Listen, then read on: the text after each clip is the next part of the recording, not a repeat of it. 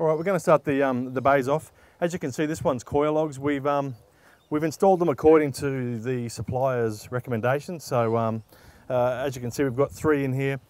We're running with our new trough, so we're pretty happy with those. But basically, we're running about 2 litres a second. And as I said in the presentation, that's about 200, 240 mil an hour rainfall event. Trying to simulate the overland flow across the whole trough, the whole bay. These CoirLogs we bought in, they're about, well, they're 3 metres long, they're about $67 a piece.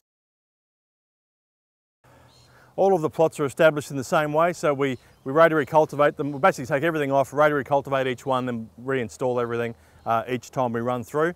There's an exception to this one with the turf here.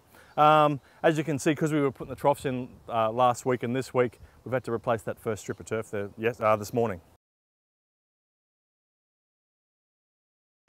There's been some debate at previous workshops about whether we're installing them the way other people would think was reasonable.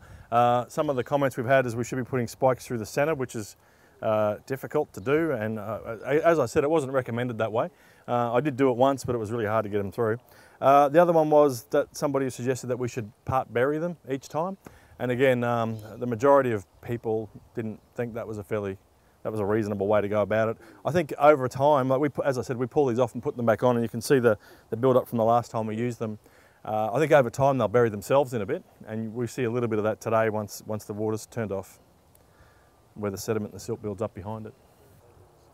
And as you'd expect, like most of the measures, except for turf and hydro mulch down the end, tend to be a case of holding something back.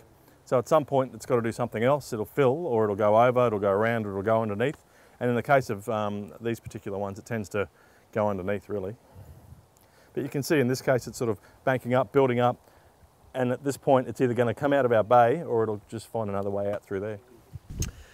I think one of the misconceptions that comes because a lot of the erosion sediment control industry is dominated by American thinking, experience and products, there's an expectation that soils are fairly stable. Australian soils aren't all that stable. A lot of them are dispersive, they'll tunnel, and a lot of the roughness creating and water ponding methodologies that would work quite well with very stable soils really don't work well when the soil's response effectively to water being ponded is to form a tunnel and just keep doing what it was going to do. And so that's something to bear in mind. I think that a lot of the products and thinking is a little bit more focused to stable soils than some of the ones that we have. For me, this is very, very classic water flow on bare soil. Water flow on bare soil will very quickly concentrate into rills and very quickly start to shift large quantities of sediment.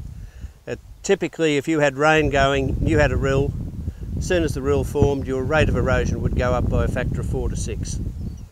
So in this case, this second log is starting to pond, but if you ran it for long enough, it'll punch under. But because the smooth soil doesn't have surface roughness, hydraulic roughness, the water will concentrate and it will rill.